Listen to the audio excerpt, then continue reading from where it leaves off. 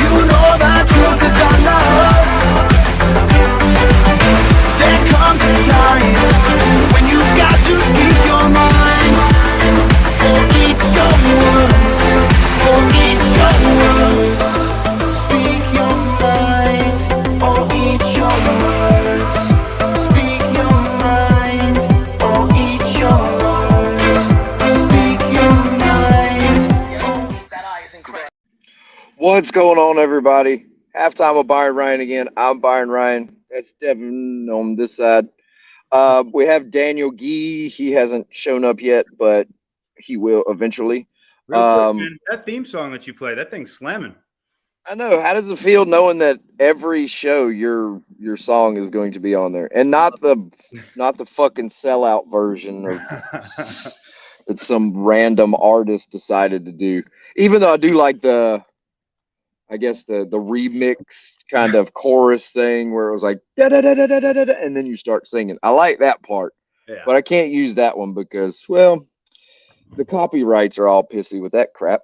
Really? Mm-hmm. That's crazy. We got a great show today, guys, and like Ryan was saying, we're glad to have you here. Give them the breakdown. All right, basically, we've got Daniel Geey. I think that's how you say his name is Geey. He is a sports attorney and works with players, teams, as far as like transfers, like takeovers. I mean, he pretty much does everything. And yes, as Ansar put in the thing, we will make sure to get to this after Daniel, and we may ask Daniel about kind of how these work. But yes, Mane is going to Al Nassr, which good riddance. But as we have now, it was crazy that they included him on their Arab Champions League team without even proposing anything first. Hey, Daniel, what's going on, man? I saw you post about that, Ryan, and it was like, is that a normal thing for a team to include somebody on their roster that's not even had a bid submitted for them yet? That's what we're going to start with, Daniel, since that's the question. We're going to ask the sports lawyer extraordinaire, author, I'd say entrepreneur because of the clothing that you sell for cancer research for 13 brand. We have Mr. Daniel, and you say your last name is Geey, right? No, G, just like the letter, but you can call me whatever you want. That's even better. Like, Daniel like G. Yes, like Ali G. I like it. But like Devin was saying, is it common for teams to do like Al Nassr did of include Mane in their roster before they even officially have the player? Is that a common occurrence, or is that just something that's kind of not really done very often? Because that just seemed like it was odd to me that they would add Mane into their roster, and it's a huge assumption. That's making a big assumption. Yeah, I mean, I don't know how it works in Saudi, is the truth, on how, you know, the admin and the legalities work. But more or less based on any experience I've had of bringing players into the UK and helping the agents and the player, the league won't register the player until the transfer agreement and employment contract has been signed. Simple as that, really.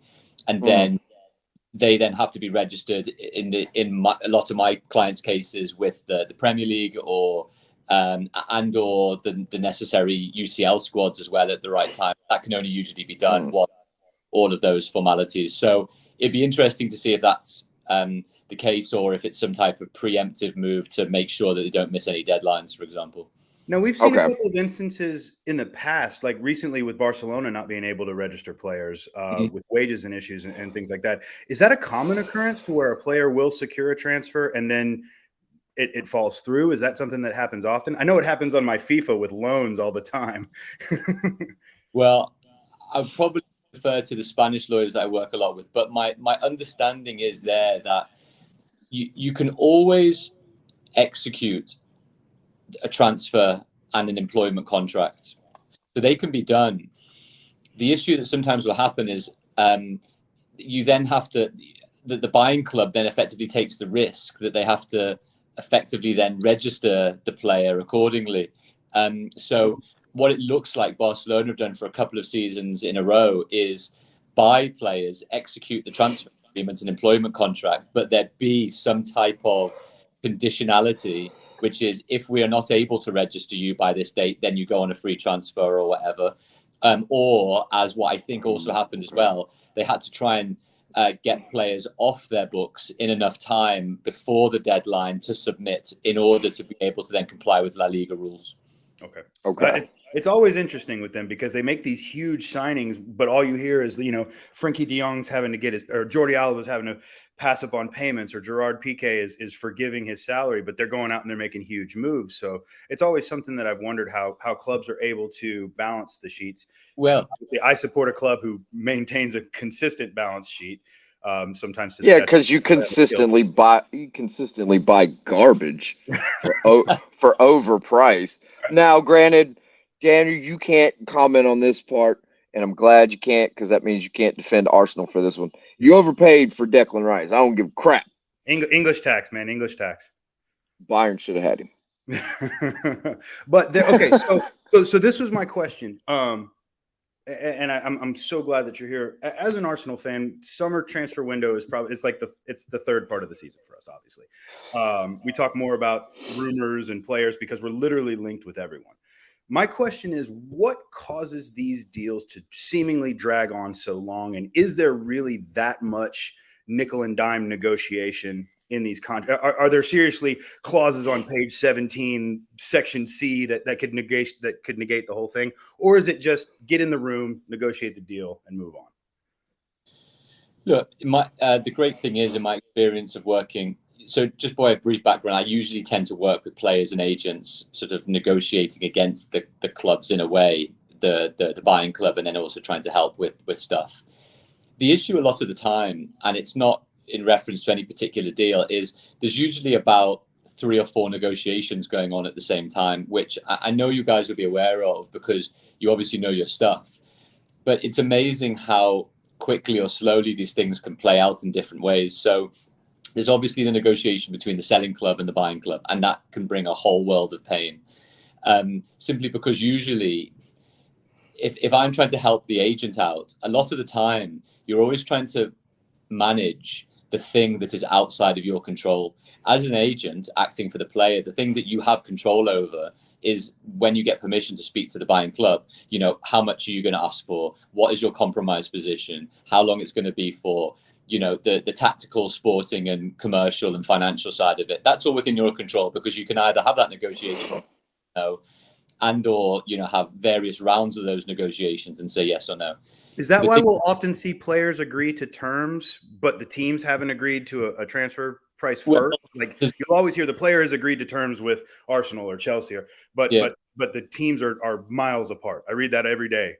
Yeah, the difficulty there is that there are rules and regulations around what you guys will know is called tapping up in the EPL, where unless you got permission from the selling club, directly or indirectly, a player's representative isn't supposed to be able to speak with the player otherwise. Now, in practice, it's sometimes difficult, and then sometimes actually the club, the selling club, is happy for that conversation to start or informally start, because the player needs to know where they stand, the agent needs to know where they stand in total. But like we said, what happens is there's about 4 different games of chess going on. There's probably an internal game with the selling club. How much do they want? How much they want up front? What is the guaranteed payments? What are conditional payments? How long is it going to be over? Can they finance the deal or otherwise? When is the money coming in? Because we need to then get the next set of players in to be able to do or otherwise. Then there's that negotiation between the agent and the buying club. And it's becoming more nuanced these days. It's not necessarily just how much basic wage you're going to earn.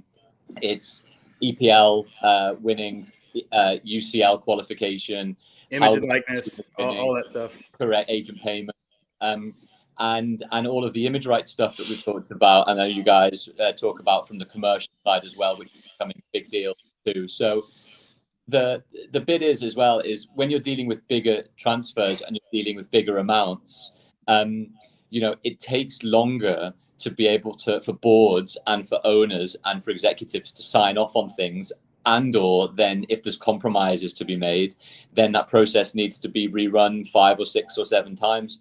Sometimes it's as efficient as 2 executives getting in a room that have authority to be able to make decisions and do. And sometimes it's over a number of weeks and months, and there's games of chicken and otherwise. And by the sounds of it, you know, there's also teams that people and owners prefer to deal with, and there's teams that people prefer not to deal with as well. Truth. So that's always factored in. And just like you guys said, you know, for lots of different reasons, the value that one club might attach to a player is very different to the value that another club might attach to a player. You need to look at the Harry Kane situation at the moment. Like, is he $100 million player? Well, no. Or the Moises Caicedo situation right now, to where the Declan Rice deal completely affected Brighton's selling point. They had said they wouldn't be offended by anything under 80, and then an 80 million pound offer comes in from Chelsea, and they say, "Well, look at the Declan Rice deal; he's 100 million." Now. It's almost like real estate. It's what that home next to you went for. Now you're trying to say, well, this house is newer. This house has this, that, and the other, so it should be right up. Yeah. But as far as, like, say, the Harry Kane one, like you brought up, the reason I don't see him as 100 million is because he has that 1 year left on his deal. He's 30 years old. No resale value. Well, I mean, there's a resale value to, like, say, the MLS. That's already been proven. But it's not a drastic resale value. And Tottenham may, if reports are correct, Tottenham may want like a buyback clause. And he's notoriously Daniel Levy is notoriously difficult to deal with from everything that I've read. He's one of the tough director of football. He is, but see that's where for me, just kind of diving into it, for 100 million, and that's pounds, not euros. The euros, I think it's like 117, and that's what a lot of the Bayern fans haven't quite grasped. They see 100 million and they instantly think, oh, it's 100 million euros. But like Daniel will tell you, the difference in a pound and a euro is like this. So it's $129 million right now. Yeah. So, but the thing is as far as, like, say, the Levy thing, Lewis walked in, supposedly, based off of what the Sky Sports report was. Lewis walked in and said, just figure out what makes sense and just make the deal. And this was a few weeks ago, and that was right before Joe Lewis decided to get indicted by the Department of Justice for insider trading. So that's the thing with billionaire owners. You always have that type of thing of where he may have known he's been getting indicted for a few weeks because he's a billionaire. He has information on that type of stuff. He wasn't surprised that was coming. Like in the U.S., we've seen politicians, a specific politician, that knew indictments were coming months ahead of time. But for that type of stuff, it may make them more adamant to make bids or accept maybe something a little bit lower or try to speed it up. But like we were supposed to actually have met Daniel Levy today in London. But he said he called it off and canceled the meeting. So he's like, yeah. So, I mean, but my thing is with all of this, is it really worth the effort to get Harry Kane that may be top of his game for 2 or 3 years? Or is it worth the option of going after possibly a Dusan Vlahovic that definitely hates where he's at? Because EPL teams seem to be harder to deal with than anybody else. They're easy when they buy your players. It's the top league. Because they're just in the eyes of the world. It's not that top. In the eyes of the world, it's the most money. It's the largest broadcasting revenue pot. But real quick on that, I want to ask Daniel, and I want to explain this to our listeners. You hear a big number, 105 million plus add-ons for Declan Rice. You hear 120 million for Jude Bellingham. Can you help explain it to our viewers? They're not just cutting a check. Can you help explain how these payments get broken down? Because we hear a huge number and we think, oh, Arsenal's cutting a huge check and it's just coming out of the coffers. When in actuality, I know West Ham's negotiation was different, but it's still broken out over windows, the payment structure, correct? And that's how it is with most deals, right? Yeah, exactly. I mean, the typical number is you see, the back pages, 80 million this or 120 million that, as you said. A lot of the time, the truth is that they are paid over installments, like you might do a car, in truth, Yeah. in terms of repayments. And a lot of the time, sometimes the number, i.e. the headline number, is less important than how quickly you're going to receive those payments. Okay. And there's a nuance to that as well, which I think is really important, which is a lot of the time the number will be inclusive of all of the potential contingent payments, i.e. the variables. So like, for example, if the team wins the Champions League, or if the team qualifies for the Champions League, or they win their domestic league or cups or whatever else it might be, or the player meets certain milestones, the club is much more concerned about what is the bread and butter fixed amounts that the club is going to receive on an annual basis over a certain amount of time, and how quickly that is going to actually be received. Okay. Now, how does that work as far as like say, and I'll use Barcelona as the shining example, because it seemed like they were the ones that, for like say the Liverpool Coutinho transfer, they paid like 100 and they still owe money years and years and years. And the thing is it's not even really a small amount. Like they still owe Bayern, I think, like 9 million for Arturo Vidal from 2018. But with like Coutinho, they still owe like tens of millions. And then there was a report of, I guess, like a debt collection company in Spain or England, one of the two, purchased that debt from Barcelona. So now, does that mean that Barcelona is off the hook, or is it like kind of like a debt collection, would be for like a car or a flat or something like that, where they basically buy the debt from, say, Liverpool, and then they work out payments, or they just kind of like, hey, instead of you owing us 120, give us 60 and we call it a day? Is it sort of that same type of thing, or? Yeah, there's different types of approaches, but you touch on a really good one, Ryan, which is it can be the case that players and teams are owed a lot of money subsequent years later. Messi is still being paid by Barcelona, even though obviously he's in Miami now, as one example. Frankie but on de Jong. Yeah. So on the club side, for example, what can happen is that selling clubs will engage with particular banks and financial institutions, and they'll say, right, well, we've got £100 million transfer, we're getting 25 mil up front, we've got 75 mil that's due in the next 3 years, for example. How about you give us 70 mil now, and then you get the 75 over the next 3 years direct from the buying club? So basically, now, they offset the payments, but by making the bank the direct recipient of the transfer funds over time with a $5 million kicker. Exactly, for whatever the rate might be, risk might be as a result. So it tends not to be debt collection, but it's in a way a similar type of principle. It's financing. It's straight up financing. Yeah, you're accelerating the payments, basically. Okay. So basically, and in that case, if like say they default on a payment to that bank, then the bank has more of a legal kind of backing to go after the club for assets or stuff like that. Yeah, so there's usually two ways of doing it. Usually in the original transfer agreement, there'll be what's called an assignment clause, which gives the selling club the ability to be able to assign the rights of collection of the monies to a third party, which is usually in the finance company. But what can sometimes happen, depending on the type of assignment or otherwise that's actually being done, it can actually sometimes be the selling club that actually has to go against the buying club, and then the monies then just get recycled back to the finance company as a result. Okay, so I mean, it's not as complicated as, like, say, Fabrizio Romano kind of makes it want to seem.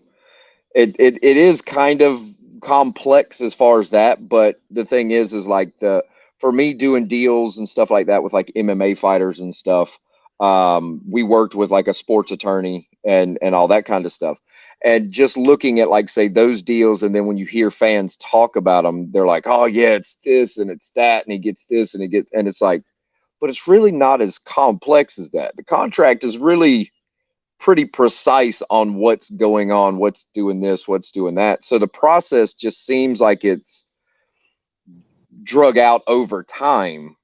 Right. But it's pretty much they're just knocking out those extremely minute details. And then as far as like, say, the financing, it would just be knocking out the financial side, like who gets what, how much, what percentage, that type of stuff. Now, Daniel, how do taxes work on a deal like that? Does the club pay, if say for Declan Rice, is Arsenal now, or is West Ham now do a tax bill on the recipient of those funds, or like how does that work? Because it sounds like a large amount of money to be coming in. Well, it just depends. There's different taxes across different elements of deals. So there's tax, and then there's football tax is the truth as well. So there'll be payment of tax on the transfer fee. There'll obviously be payment by the player on his salary as well in all these types of cases. But there's also solidarity contributions. There is training compensation that FIFA will have. There is a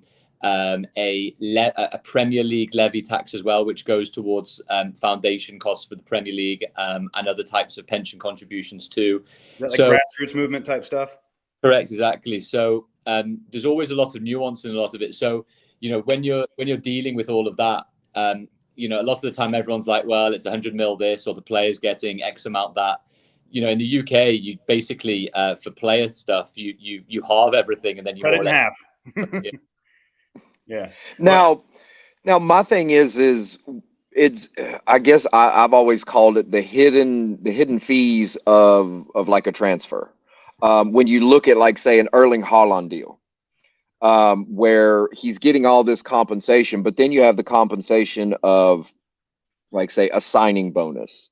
His dad gets some money, his agent gets money, what I'm saying, his third cousin's fourth dog's neighbor gets money. You know what I'm saying? It's how intricate do those get down, since you've dealt with so many different deals? Like, what's the craziest, like, I guess, part of somebody getting a fee that you've seen helping players, since they're the ones that seem to have the craziest like demands and stuff? Has somebody asked, like, say, hey, I want a 3-legged dog that's in a Lamborghini Murcielago or something? Well, I've read about some brilliant clauses that I put in the Done Deal book back in the day, a few years back, and I can tell you about a few of those. But the truth is that when you're dealing with agency commission and payments in the UK and across lots of established territories, clubs will only pay commission to a registered agent, because of all of the types of compliance and money laundering and other issues that they definitely don't want to get involved in, to put it mildly. So it will only ever be the authorized agents, and sometimes there can be a few of them. That's the truth. It can be family members. It might be established agency. It might be agents working for the player or the club side. Some agents also work for the selling side as well. And they can be pretty large amounts depending on the types of deals that we're talking about generally. But those types of deals, the Haaland one, I think you're right when you say sort of the not the missing numbers, but you put it the hidden numbers, which I completely agree with, because what people don't see is, right, well, the transfer fee was only whatever 65. Whatever, but it was a buy. That's what I was just about to ask you, because it was a release clause, and I was going to ask you how specific how often you see those, because release clauses. Erling Haaland at 65 million, that would buy maybe his pinky toe. Like, let's be 100%. That guy is probably the most expensive striker on the planet. And it bought him 59 goals is what it bought him. Exactly. It bought him a Champions League. It bought him a treble. Yeah. Let's be 100% honest. So how often do you see release clauses, and do you consider them to be fair? Because obviously I don't think 65 million for Haaland is a fair amount. Well, but that was negotiated in his original Dortmund deal. Yeah, it was pre-established. He didn't want to stay at Dortmund. That's why bigger teams didn't get him to start with, is because we, like Bayern, weren't willing to do a release clause, because we don't do release clauses. City originally wasn't ready to do a release clause. Everybody that bid for him originally knew who and what he was, and weren't willing to 3-4 years down the road have a low hanging fruit that just anybody on earth could have bought. And Daniel, do you think that, especially we see it here, with the NBA, where it's pretty much like people have been able to, manipulate their super teams by either demanding trades or running down contracts. Is that something that you see coming with these release clauses, or players just outright refusing to sign new deals? Do you see more like free agency in football?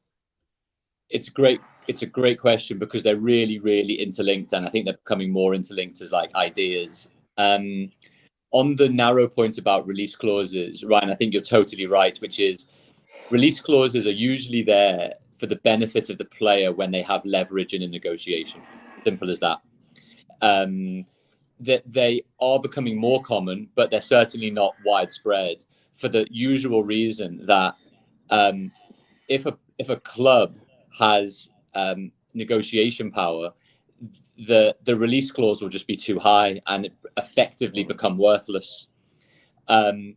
That's not to say it can't be negotiated on, like anything can, of course, but then you have all these other types of issues around release clauses, which is, well, we know the amount, but does it mean the amount has to be paid in one installment or in 5? Right. Okay. Whether the release clause can only be activated at a certain part of the window or the whole window. And that can obviously change in lots of different ways. Is it only going to be a summer window one or a winter one? Is it actually going to be only a particular named clubs, or is it, something else? So you can go down this rabbit hole of what looks like a simple concept, which actually runs into problems at different levels. And we've negotiated lots and they all work fine. But that's the one difficulty. And mixed with that on the running down of contract, Bosman ruling, free transfers, everything else that comes from there. Look, we say it a lot, and you'll definitely see it on the US side, and you guys are the experts there, is there's always this playoff between long-term Scottie Pippen security and taking the money at a lower rate right now, or running down your deal, hoping you don't get injured, hoping the coach picks you, hoping you're in good form, and then trying to sign a very lucrative deal.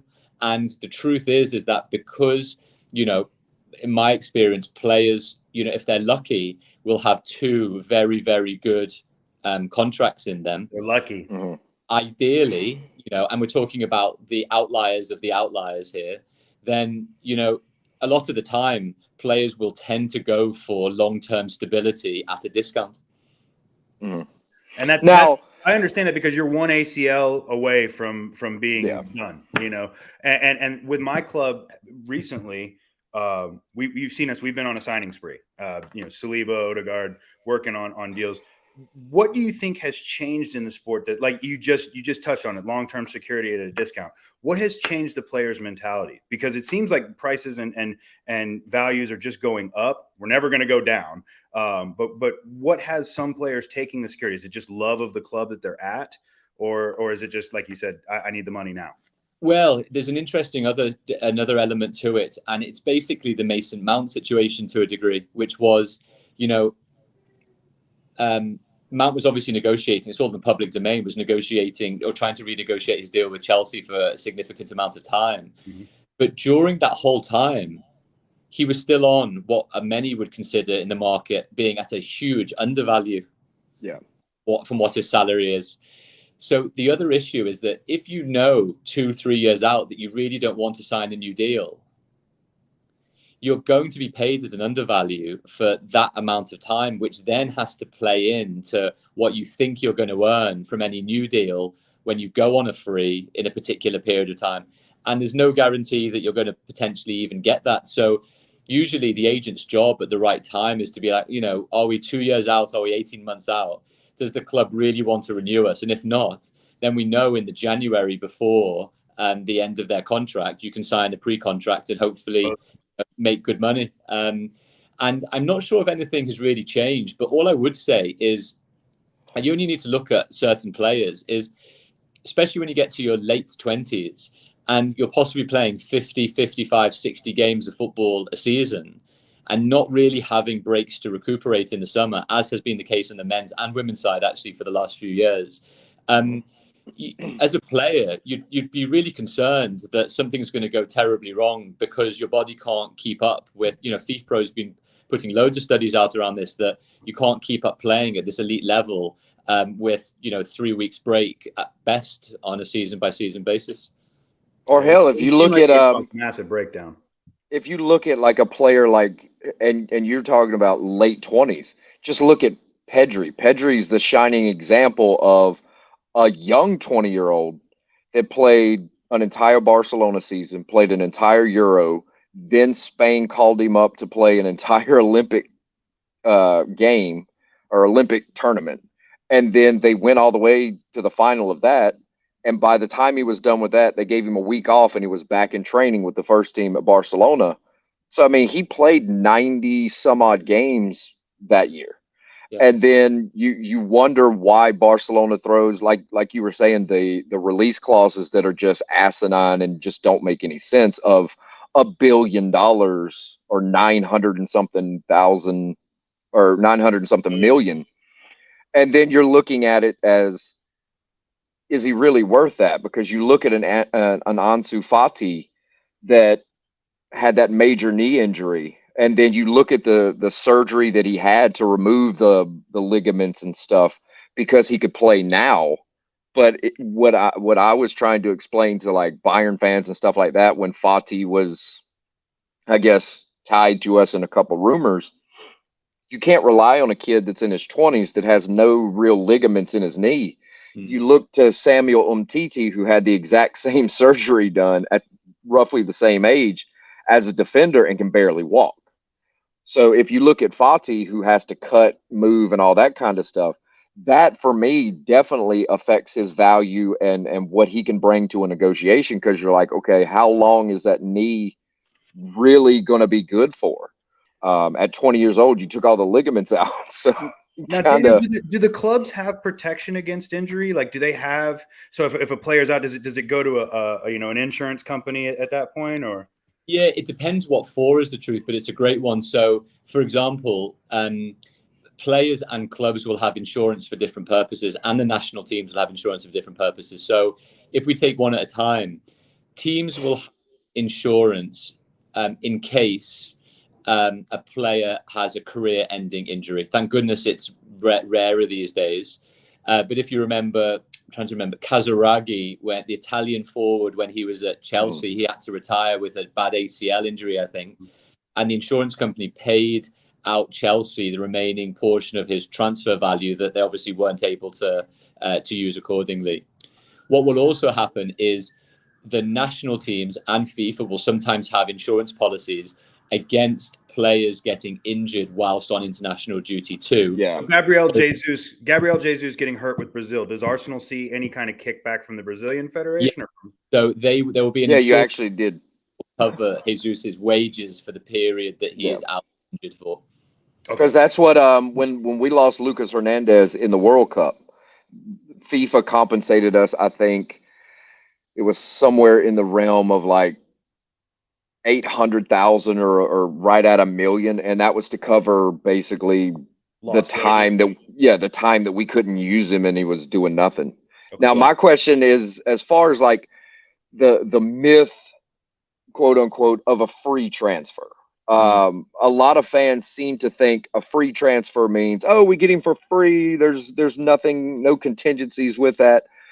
For me, it's, and you could correct me if I'm wrong, but yes, you're not paying, like say when Robert Lewandowski came to Bayern Munich, we got him on a free.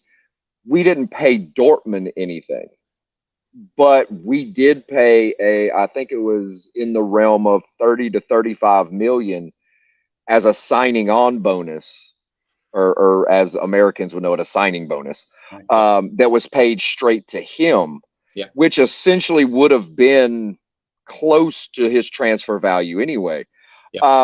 As far as when you look at that type of stuff, do the signing bonuses for free transfers, are they kind of along the lines of maybe what that player was worth, or maybe half of what their transfer value would be? And it's just direct to the player as opposed to having anything for the team, you know? Exactly. So it can be cut a few ways, is the truth, but you're right on the money, which is, you know, as a player representative, you'll want to be trying to get as much as possible of what the club don't have to pay the other club by way of transfer fee. Now, the side effects or the impacts that can actually have can be sometimes quite destabilizing to the buying club, is the truth, though, because what tends to happen is if you are compensating the player based on what their transfer fee might be that they don't have to be paid, there can be destabilizing effects in the dressing room, which is, he's now getting paid this, or he's now getting these types of bonuses or whatever. And then everybody is like, oh, he's on that. Is he actually contributing or whatever else it might be? And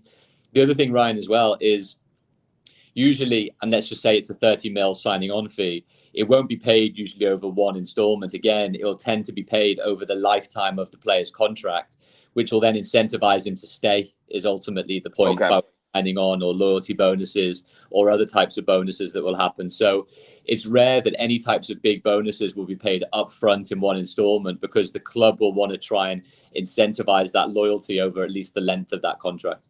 I have a quick question about registering. Okay, go ahead. Okay, I have a quick question. Like you mentioned that earlier. We see a lot of younger players breaking in. You know, obviously Ethan Nwaneri at Arsenal. There was a player that came on for Barcelona against us the other day that was 16, I want to say. What is the professional age consideration in Europe? And at what point can clubs go from like a scholarship situation to a professional contract like Arsenal just did with Nwaneri? Yeah. So the short answer, it's different in every European country. Okay. In my experience in the UK and in the EPL, you're exactly right. What happens is, from, you know, the academy stages, players will go in different types of formal or informal contracts until they are 16. And then what happens at 16 is that they can sign what's called a scholarship agreement, exactly as you said, which won't tend to be for huge amounts of money. It will be relatively basic and won't be that much rewarded for the player. But what tends to happen is, because under English employment law, you can sign, under the regulations, you can sign a professional deal at 17. Mm-hmm. What happens is, when a player signs a scholar at 16, there is already effectively an agreement to agree to enter into a pro deal at 17 for the larger amounts. So it's basically a 1-year lead up kicker. Correct. And what tends to happen then is that the player knows that that's great, I'm going to earn a lot more money. And the club also knows that as soon as the club signs a player to a pro deal, they'll then be entitled to transfer compensation rather than the equivalent of training compensation, which is obviously a lot more lucrative. Okay. And then if you look at, like, say, the young talents that come from outside of Europe, they have to be 18 or be a citizen of a European Union country, correct? Well, that's why Christian Pulisic moved to Real Madrid. Well, that's why Pulisic, when he went to Dortmund, had to get a Croatian citizenship, and he was allowed to play at like 16, 17 at Dortmund. But Alphonso Davies, we had to wait until he officially turned 18 before he came over. There's a specific term that it's called, but I can't remember it offhand. But it's affected Bayern a lot. Yeah, it's different in different countries depending on when you can sign a player to a pro deal. It's actually more difficult in the UK post Brexit, and without going too much. Okay. I was about to ask if that affected you. Yeah, but the issue now is that pre-Brexit, any European citizen could play in the UK, and all they needed to do was show their passport, because of the free movement rules that allowed any worker in the EU to work in another EU member state. What happened post-Brexit is, because we are no longer a part of the EU, is that bridge basically closed up. So any European citizen would have to pass basically a work permit set of regulations, in the same way us as UK citizens, if we were to work in Europe, would have to do the same. So now the actual issue, which caused a problem for EPL clubs for a few seasons, is there's a high standard to attain in order for a foreign national to come and play in the UK. And this is the first summer now where they've actually, the the FA, the Premier League, and the Immigration Office in England and the UK have actually allowed for a certain amount of free slots. So you can pick a player from anywhere in the world to take up a number of slots in your squad. Okay, so you brought something up. Can you mention to me about homegrowns? Because I know that there's a requirement in the EPL to have a certain number of what's called homegrowns on each team. English players on the okay. And I know because here in America, homegrown means they came from your academy. Like an Atlanta United 2 player is a homegrown. Yeah. But that's different in England, right? They just have to be English. No, it's slightly even more nuanced than that. So they have to. So you're totally right in what you say, even though I said no, because you've got all your working. You've got all. Yes. Right, that's right. So. Homegrown for the Premier League rules and for the Champions League rules are slightly different. It's still a 25-man squad. It's still 8 have to be homegrown. But in the Premier League, there's a difference between club homegrown and association homegrown. Okay.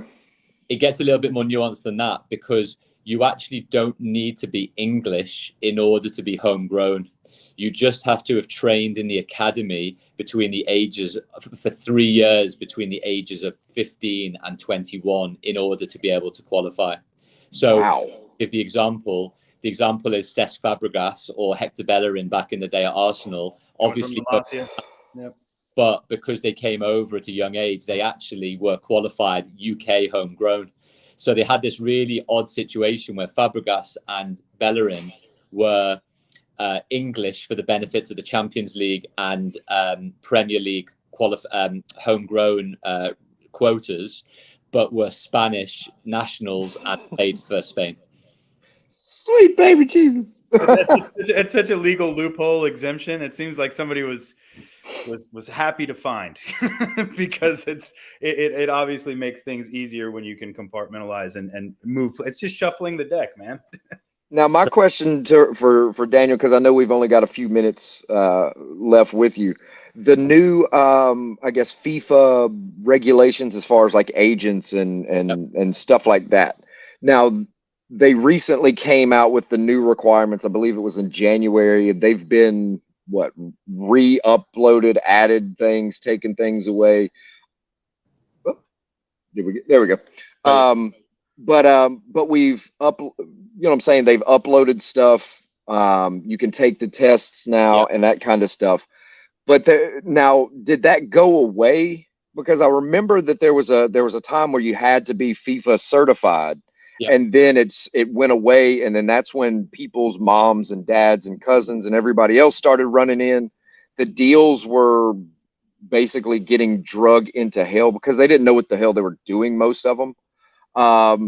So now with the new regulations, how does say like a Joshua Kimmich, because he represents himself, does he have to go through that, or does it, like for players that either represent themselves or family members, do they go to somebody like say you that has the license and say, hey, these are what we want? Can you just go ahead? Do they kind of do that, or do they have to sign with agents? How does that work? Attorney. Yeah. Well, Ryan, firstly, you've been doing your homework, so it's a good summary. So basically, by way of really brief history on all of this, before 2015, there was an exam, and you, as an agent, had to be FIFA registered in order to be able to do it. 2015 comes along, and FIFA says this is too much effort. What we're actually going to do is leave it to the national associations to regulate agents. And FIFA have already come out, over the last few years and said this was a big mistake. Yeah. But it actually meant that you had to register as an agent in loads of different territories if you wanted to do a deal in another territory, which is obviously ridiculously inefficient. So come 20, 21, 22, 23, FIFA's been at its sort of drafting phase of re-regulating the agent industry and saying, we're going to regulate the agents again. You just need one license then in order to be able to work in any territory, but you need to pass an exam and you need to know what you're doing, which to a degree, I completely agree with. The difficulty in all of it is what they've also said is that the agent's commission is going to be capped. and there's lots of other restrictions throughout the Thank line. God. So the to your question, which is a really interesting one, is unless you were an agent before 2015 and passed the exam, then you have to take the exam and pass it in order to be an agent post 1st of October 2023. Now, the caveat to that is there's loads of legal challenges going on in lots of different jurisdictions. There's one in Germany that's actually been successful for the agents. There's one in Holland, which has actually been unsuccessful for the agents. There's been a Court of Arbitration for Sport decision, which came out this week, which went in favor of FIFA. There's another one coming in the UK by the end of September in advance of October. So the issue for a lot of agents is there isn't really a lot of clarity as to... Sounds like a nightmare. That sounds like a nightmare. So it's almost watch this space. But my advice to all of my clients that are doing deals at the moment and that are going to be doing deals presumably in the winter window when we're still not quite sure what's going to happen come 1st of October is register with FIFA, revise hard, pass the exam, and go from there, really. Well, speaking of nightmares, I want to get your thoughts, and I know that we have a very limited amount of time, but I don't feel like we can do the show without asking. Do you see the rise of the Saudi Pro League as a threat to the quality of football in Europe? And do you see more players making that leap for financial security, a la what happened in China years ago with Oscar and Carrasco and players of that ilk? Well, I think it's too early to know. But what I would say is they put their money where their mouths are, and they have signed some incredibly big players. So Ruben Neves, Karim Benzema, all these names that we know, that like Ruben Neves at 26, leaving Wolves. That's not some past his prime 34-year-old. Like they're coming after real talent now. Yeah. So I think the thing I would say there is as well, and from a status perspective, signing the current Liverpool captain is it does say a lot. Now, obviously, I'd have thought behind the scenes, Klopp might have said to Henderson, "You're not going to be a regular starter this season, so it's your call." And who knows on that? But I think this has got to be seen in a much wider geopolitical context. Is the truth, without going into too much detail, which is this isn't just football. This isn't just live golf. This isn't just what happens in tennis next. This is sports washing. Well, it's what I'm not using that term because we're not getting canceled today, motherfucker. But what it is assets generating over a longer period of time and diversification of industry. Yeah. That's definitely what it is. It can be written loads and loads and loads of different ways. And, some people are saying, well, when the Mbappe bid came in, a year ago, Qatar and Saudi didn't have diplomatic links. This is how far Qatar and Saudi have got, that effectively this is a small trade deal, really. Right. Now, anyone that's silly enough to think that there's not bigger things in play in that type of thing than football is deluding themselves. Football is just one element of a much bigger conversation that is going on in the Gulf and the Middle East right now about how they are going to use their influence, wealth, and expertise to be able to think about the next generation of asset and revenue generation for themselves. Because they've already at some point. Yeah, and that's what the PIF fund originally had said was we're trying to diversify for Saudi in the next generation because the oil's not going to be there forever. So we've got to take the funds we have now and buy Live Golf, make our footballing better, make our business dealings better, business investments and stuff in major companies like Apple and Google and stuff like that. They have their hand in pretty much everything. So do you see them as a threat to the quality of football on the continent? Not in the short term, because the product isn't there just yet. And that's what people end up going. I agree, kids and older fans alike are still tuning into particular matches for individual players. But ultimately, what the compelling offering is, which the Premier League have done really well, is the spectacle of extremely good football on a weekly basis and the quality of that football. And at the moment, it's in those 5 European leagues and in the Champions League. That's not to say, Premier League's not that old enough to think itself, that it can't be usurped by a competitor. But that was still 20, 30 years in the making, is the truth. And before we move on to the halftime portion, Devin, I'll add to that of tell me where you can watch Al Nassr in the U.S. There is no broadcast deal. And then Saudi Arabia is 7, 8, 9 hours ahead of the U.S. People hate waking up at 6 o'clock in the morning to watch a Liverpool game. I used to live on the West Coast, bro. Trust me, watching Arsenal at 3 o'clock in the morning was not fun. But the thing is they're complaining about the Women's World Cup times being in the middle of the night. Al Nassr plays every game in the middle of the night, or Al Hilal and stuff like that. So even if you give them an ESPN deal, you're still playing in the middle of the night. So you're going to lose a lot of viewers on that. They'll change. I think that they're more willing to change and be disruptive. Okay.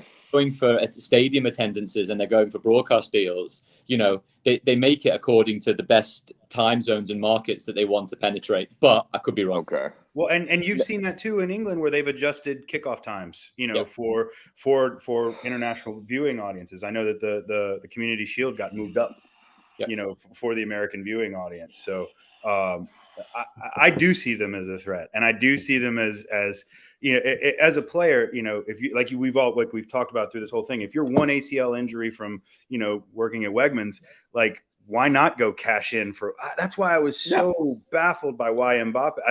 I know he doesn't want to go to Saudi. I know he wants to play for Real Madrid, but they told him come here for one season. You're 10 generations down. Will be Real Madrid for free. There's a caveat that people aren't talking about. Mbappe used to date a transgender woman. Do you really think he's going to go to that area knowing that he supports that side that they don't really, you see what I'm saying? And it's the same thing that goes hand in hand with Jordan Henderson, who's won awards for what he does as far as for the LGBTQ group. And they see it as a slap in the face to go over there for that. But yes, Mbappe has been seen with a transgender model, kissing, hugging, all that kind of stuff. Some players do care about their image. When you get to a Jordan Henderson level, your image matters, but you've got that MBE, which means you can come back from it as long as you still stick to your guns. So the jury's still out on that fact. And Daniel, do you have a club? Do you support anyone? I mean, I know you have to be neutral, but do you have a club? I'm a Liverpool fan, born and bred. Oh no! I'm the American with the Arsenal tattoo. So. But all right. So I know we went a little bit over the time that we'd agreed on, and we're just going to do the last two questions as like we always do on halftime. Daniel, you're one of the guys that people look up to. As far as like say a sports lawyer, you're the guy that's out there helping people do deals. People look up like younger people look up to you and they're like, hey, I want to do what he's doing. I want to be there.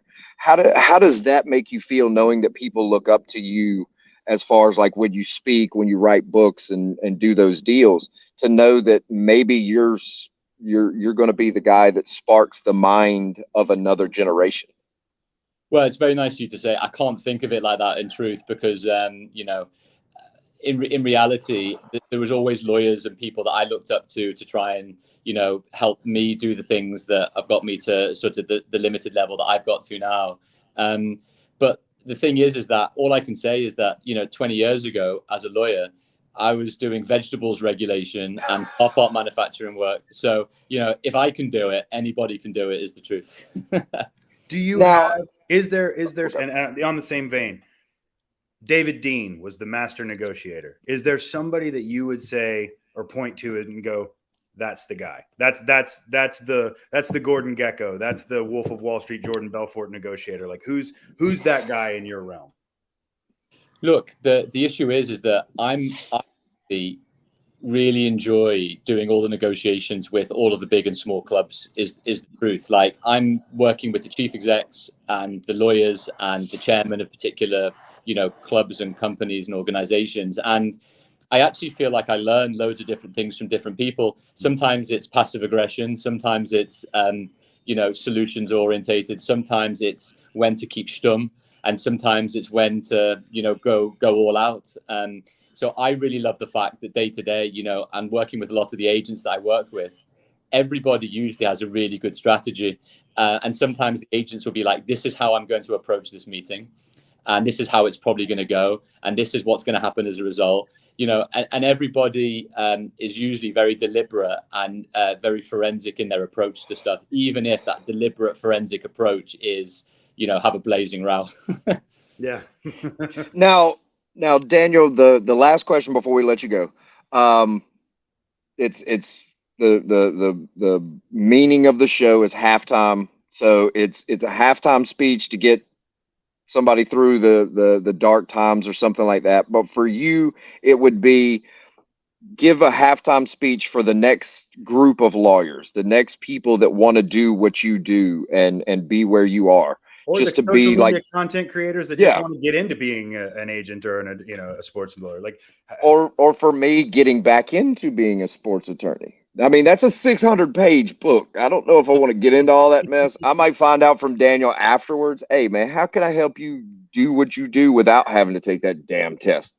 But it's basically we'll give you a chance to, because I know you do speaking and stuff like that. So now it's your time to just be. You speak to the next generation. Give me your best Ted Lasso, Daniel. Well, there's an easy answer to all of this. And the easy answer is also the most boring answer, because everybody's always like, what's the secret? What's the secret to do the thing that people see me or other lawyers do, which is the glamorous deals and being front and center of stuff and all the rest of it?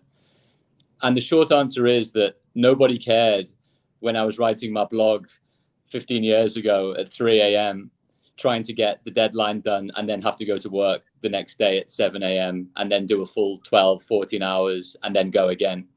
And my short answer, which I plagiarized from someone else and put in the book, is consistency beats intensity.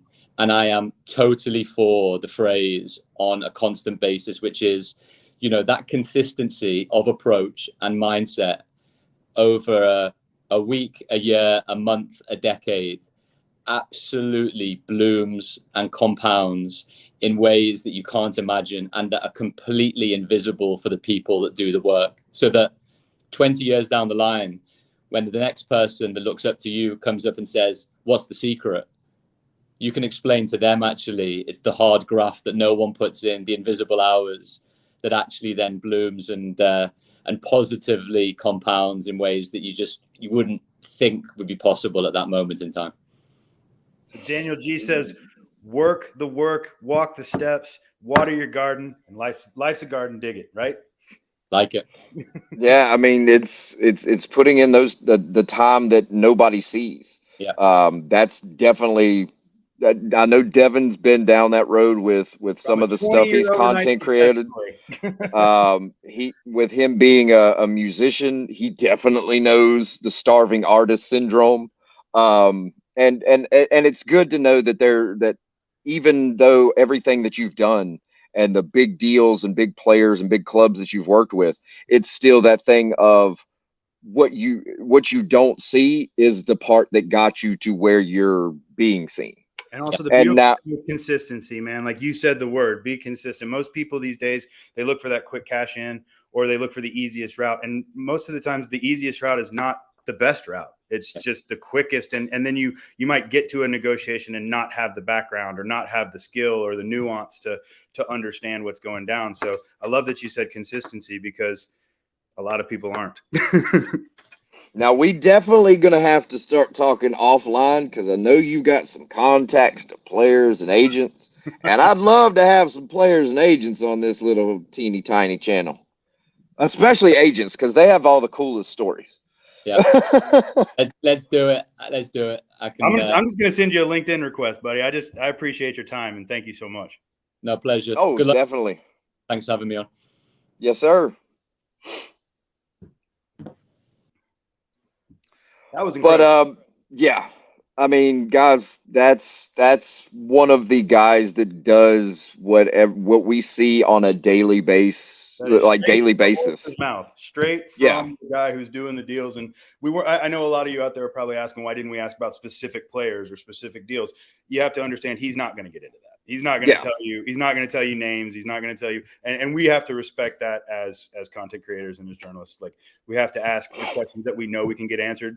And we also don't ever want to put our guests in a situation where they're on a hot seat or forced to. And the biggest issue is he is a sports attorney. So the thing is being a sports attorney, they have the attorney-client privilege. There's NDAs and stuff like that he has to sign that he can't talk about. Like he did say earlier, some of the funny things that were requested in deals and stuff along those lines, they're actually in the book Done Deal. That's where he goes into detail of explaining, like, when fans say, hey, you know what I'm saying? The we can pay off XYZ player just by the jersey sales. He alleviates that myth of how that jersey sale thing isn't exactly what everybody thinks it is. Yeah, it's never dollar for dollar, and it's never what, like, that's I think that in a lot of times we see these huge numbers and these huge price tags, and everybody, it's sensationalism, it's clickbait. People want to click on and see massive, and that's why I had to ask him about the taxes, because you hear about these players on 200,000 a week, or 500,000 a week, or whatever it is, and realistically they're hit with a 50% VAT tax. Because I know taxes in the UK are a lot. That's just in the UK. In Germany alone, I want to say it's upwards of 60-ish. Yeah. In Spain, you get, now granted, Spain is famous for not paying their fucking taxes. Ask Messi, Neymar, Ronaldo, fucking Alexis Sanchez, pretty much anybody that's ever played there. Yeah. But the thing is it in Spain, it's completely different. In France, it's completely different. I know Ansar said something about Dembele going to PSG's, I guess, a good deal. Official. Is it a good deal? For me, depends on if PSG use him in a correct way. And if that hamstring and knee can stay out. The guy if he can stay all the talent in the world, but he's just like Jack Wilshere. His ligaments are made of glass, and he's been down so often. And I almost wanted to compare him a little bit to Leroy Sané. It's like you see these amazing talents that just keep getting down. And even with, like, and it's cool you bring up Sané, because if you look at, like, say, the Twitter space and fans on Twitter and stuff, they always were saying how great, like, say, Leroy Sané is, but then come down to the fact of the club doesn't see him as the same way that the fans see him. The club wants to see more goals, wants to see him one-on-one taking on Ederson.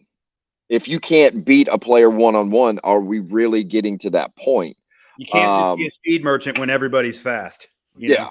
And one of the other things that it was nice that Daniel brought up was you've got to be careful when you pay those sign-on bonuses or signing bonuses, because it will fuck your wage bill to hell. Badly. And that's the other thing about, like, the journalists throwing all of those fucking numbers out there, is the players actually see those numbers going out there. And then all of a sudden, now the players that have been there for a while, why is Lucas Hernandez making 19 million? I'm fucking Manuel Neuer. I've won this. I've won that. Why am I not making that? I'm captain. I'm Joshua Kimmich. Why the fuck am I not making that? And then when you start giving all those, then it's like, okay, well, Leroy Sané shows up.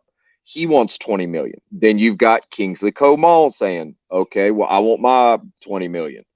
David Alaba saying, I want my 20 million. So it's the thing of, is once you break that next level of wage structure, the player better be fucking good, and he better not pull a Lucas Hernandez bullshit. Right. Of let me turncoat and fucking run to PSG. Well, even though we upgraded by getting Kim Min-jae, because we got a player that's not fucking injured.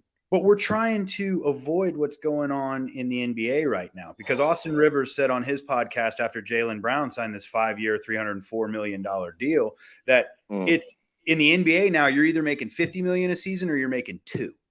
So like there's such a disparity and such a gap, that when you start getting this constant elevation, that's when you get players like, I don't know,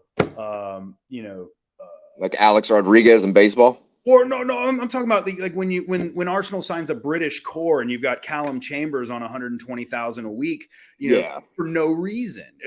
Or it's like Callum Hudson-Odoi at Chelsea. When Bayern was after him, we were offering him 100 and something thousand a week. And then the thing is he took those numbers, went straight back to Chelsea. Chelsea didn't want to get rid of him.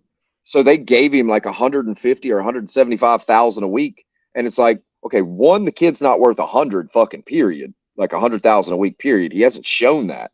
He has the potential. And I wish I would have asked Daniel that to begin with, is what's a lawyer like agent value of fucking potential? Because that's a great question, because like you look I wish I'd have remembered that. You look at like a Yusufa Muokoko who was destroying the game, but then has like some kind of domestic situation or Renato Sanchez, fucking Sanchez. Nicolas Pepe. Yeah, exactly. I mean they have this aura of, well, they're young, so they have this potential. So it's almost like they're trying to compare somebody like, say, a Yusuf Moukoko from Dortmund, who scored a bazillion goals in the second league, to somebody like, say, a Jude Bellingham, right, or a Jamal Musiala. We're going through it right now with Fuller and Balogun at Arsenal. Guy goes over and scores 20 plus goals in the French league for Reims, and now demands to start for Arsenal when we have Gabriel Jesus and all these other players, and it's like you're not going to do that. Like, you're behind. And it's the same thing with, like, say, paying for Saka. Yeah. When Bayern Munich was after Bukayo Saka, we wanted him. Like, when we went and raided Chelsea and got Musiala and a couple of others, Saka was one of those that we wanted to, just because we assumed that, hey, Bellerin's going to fucking stay there. You're never going to give Saka the actual chance to be what he could be. So we honestly went after him to be the opposite of an Alphonso Davies. Right. So have Saka going up one side, Davies on the other side. But Saka was like, no, I want to stay at Arsenal. This is where I started. I want to make the first team and be somebody that's there. So, yeah, what I'm saying? How do you value potential when you're running into somebody? Ansar Karim just said something really cool. Tottenham plan to use talks with Bayern Munich over Harry Kane to discuss a move for Matthias Tell. They're interested in the young striker. Now, we've talked about 100 million plus for a 30-year-old. Daniel Levy can get fucked on that deal. I was going to ask, because Tell was one of those players that I wonder where he's going to get time at Barca, or excuse me, at Bayern. Like, I wonder he's gonna get his time. The reason Tottenham want to talk about him now is because, one, they've seen what he's done in the few games he's played at Bayern, which are insane. There is a reason when he signed at Bayern and Bayern were going after him. Now, and this is another reason, like with Salih Hamisic. This is another reason why I didn't personally think we should let him go. Is Matthias Tell is one of those, like an Alphonso Davies talent. He's an extremely talented kid. And when you're at that age, getting a comparison of being the next Mbappe, or you have the exact same skill sets as an Mbappe, that's something, one, that weighs on you. Yeah. You know what I'm saying? That immediate you pressure. you can either use that pressure and be fine with it, or you can be like Christian Pulisic and fucking crumble under that fucking pressure. Sure. But you have people like Jamal Musiala, where Chelsea fans, even when he was at their academy, they were calling him our replacement for Eden Hazard. He will be our Eden Hazard. Now, granted, it's not the shitbag Hazard that's now, Burger King. But yeah, but the thing is when Hazard was at Chelsea, he was fucking amazing. Oh yeah, he was a great player. So the thing is amazing. Yeah. So I mean, the thing is they're seeing him like they know that potential. Matthias Tell is the same type of thing. He can be that Jude Bellingham that I'm not even going to fucking mention Gavi because fucking Gavi's not even in the realm of fucking shit. But like a Vinny Jr., a Rodrigo, who's finally kind of stepping into being what they thought he was when he was coming out of Brazil. But Matthias Tell, we can't let him go to fucking Tottenham as some fucking pawn in a Harry Kane thing. You don't give a 20-year-old possible phenom for a 30-year-old. For a 30-year-old fucking, no offense to anybody that's a Spurs fan or Kane, a fucking moron that can't even speak right. I mean, his accent is like fucking. He chews crayons, man. Dumbass. Like he's got a mouthful of marbles while he's chewing on his crayons. Yeah, I mean that it's hard, but it is funny trying to listen to him talk on that Hot One show on YouTube. That's fucking hilarious because his fucking face is burning off and he's trying to talk, and we all know he can't talk in the first damn place. Yeah, so he sounded like he'd eaten an entire chicken, not just a fucking wing. But Onsor said that he needs to absolutely stay. I mean, yes. I mean, I wouldn't go with he has the potential to be the best striker in the world. I'm not going down that route because I don't even classify him as a striker. I see him more as like I see him as a wing that can play center forward, but he needs to be behind somebody. He's kind of like that Gabriel Jesus mold, but better or younger. I would say Gabby's got such a high press. I need to see more from Tell. I'd compare him more to and yes, this is gonna fucking go from one amazing player to another amazing player, and he's an Arsenal player, but I compare him to more like a Thierry Henry. Like, because as a young player, he can play on the wing, but as he gets older and matures and finally gets that finishing touchdown, Matthias Tell can move to more of a center forward, but not exactly a striker. Does that make sense? He's not going to be a back to the goal hold up striker. Yeah, he's not going to pull like with Thierry Henry. Thierry Henry was great because he had Bergkamp. Yeah, and Bergkamp could be the guy that scores the goals, but pulls the guys the fuck away.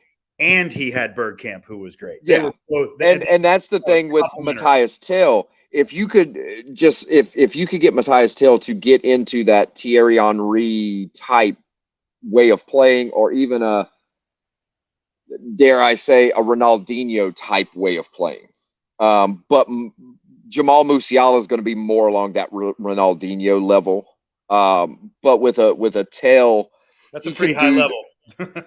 But I mean, the thing is it's the same thing as Ronaldinho could get out of pretty much any scenario just by fucking dribbling. Yep. Musiala is the same way. He can dribble through 6 fucking people if he can finally get that final death blow ball where he takes the shot and that placement's perfect. He just needs some size, buddy. He's still lanky. He's still. I wouldn't even. Throwing. I just think, but I wouldn't give him size. Weight. He needs some weight. If he puts weight on, then he's not as sleek sliding through 2, 3, 4 players. I would say I don't want him to get any bigger than maybe say Jude Bellingham, because Jude Bellingham's still kind of stocky, but he's like that lanky stocky.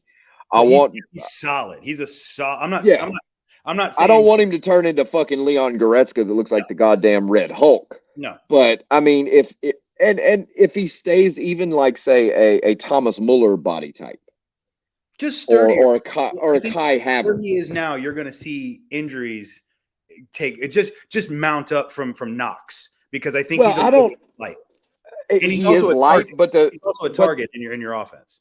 But the thing is the good thing about that is, even though he is lanky, when and kind of on the smaller side, the way that he plays, you're never really getting a solid shot on him.